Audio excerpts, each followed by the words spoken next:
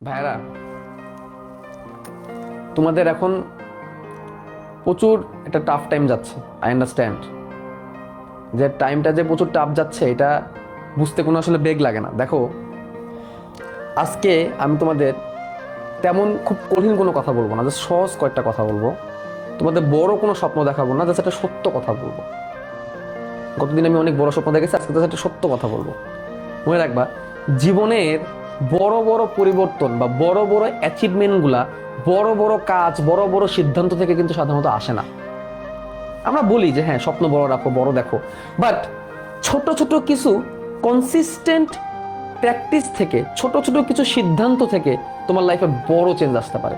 ক্ষুদ্র ক্ষুদ্র বালুকণার বিন্দু বিন্দু জল মিলে কিন্তু সাগর তৈরি করে। সো তুমি তোমার লাইফের অনেক বড় অ্যাচিভমেন্ট যদি আনতে চাও, তাহলে ছোট ছোট পজিটিভ কিছু পরিবর্তন যেগুলো তুমি তোমার মধ্যে করো। এই যে ক্লাসটা করলা, প্রতিদিন ক্লাস করো, প্রতিদিন বইটা খুলে দেখো। কালকে পড়বো ভেবে পড়া জমায়ও না।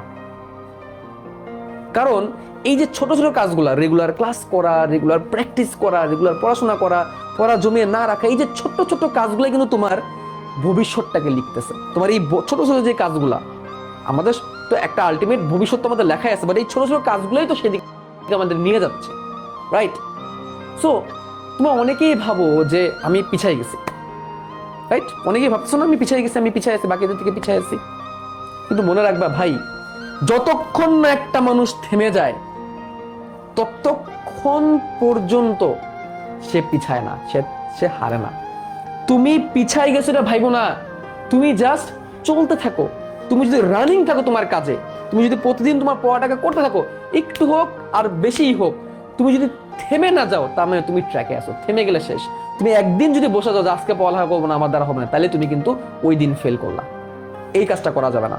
শোনো, একটা কথা মনে রাখবা, তোমার পরীক্ষার খাতায় কি লেখা আছে সেটা তোমার মার্ককে নিয়ে আসবে। তুমি আগে কি করছো সেটা কিন্তু কেউ দেখবে না। পরীক্ষার খাতায় টিচার খালি তোমার লেখা আছে কিনা সেটা দেখবে।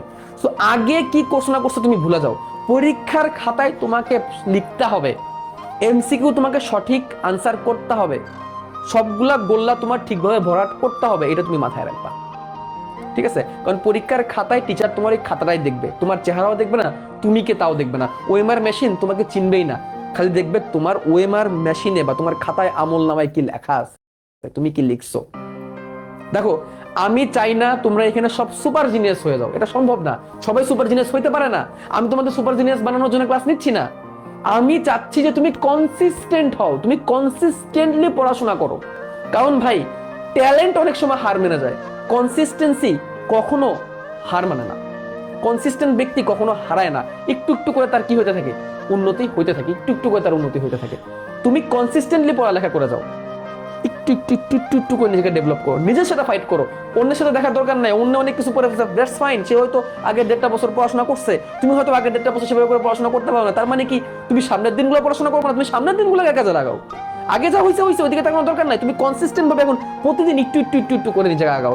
এখন এই সিরিয়াস মুভমেন্টে, পরীক্ষার আগে তুমি আবার ব্রেক দিও না, তুমি আবার জমায় ফেলো না, তুমি আবার ভুলটা করো না, যেটা আগে করছো সেই ভুলটাকে করো না। কনসিস্টেন্টলি আগাইতে থাকো, কনসিস্টেন্টলি আগাইতে থাকো, থামা যাবে না। আজকে তুমি যদি 1 ঘন্টা পড়ো, ওই 1 ঘন্টাই মন দিয়ে পড়ো। তুমি অনেক দিন ধরে পড়ালেখা করো না, আজকে তুমি পড়ালেখা ঢুকছো, তাহলে আজকে তুমি যে 1 ঘন্টাই পড়ছো, সেই 1 ঘন্টা এমন ভাবে পড়ো তুমি নিজে থেকে 1 ঘন্টা পরে উঠে বলতে পারো, আজকে যা পড়ছি আলহামদুলিল্লাহ খুব ভালোভাবে পড়ছি। এটাই তোমার জন্য এখন দরকার, কনসিস্টেন্ট ভাবে এটা দরকার। মনে রাখবা, তুমি যদি হাল ছেড়ে দাও, তোমার এই ক্লাসটা মিস হবে। তুমি যদি হাল ছেড়ে দাও, তোমার অ্যাডমিশনের জায়গাটা, তোমার সিটটা অন্য কেউ নিয়ে নেবে। তুমি যদি হাল না ছাড়ো, তোমার জায়গা যদি তোমার জন্য লিখে থাকে, তাহলে সেটা কেউ তোমার কাছ থেকে দিতে পারবে না। তুমি হাল ছাড়বা না, তুমি শেষ পর্যন্ত ফাইট করে যাবা। এটাই আমি তোমার কাছ থেকে চাই। আজকে আমি তোমাদের বড় স্বপ্ন দেখাতে চাইতেছি না, খালি এইটুকু বলতে যাচ্ছি, কনসিস্টেন্ট হও, থামা যাবে না। যতই খারাপ লাগুক চেষ্টা করতে হবে, যতটুকু পড়বা ভালো করে পড়বা।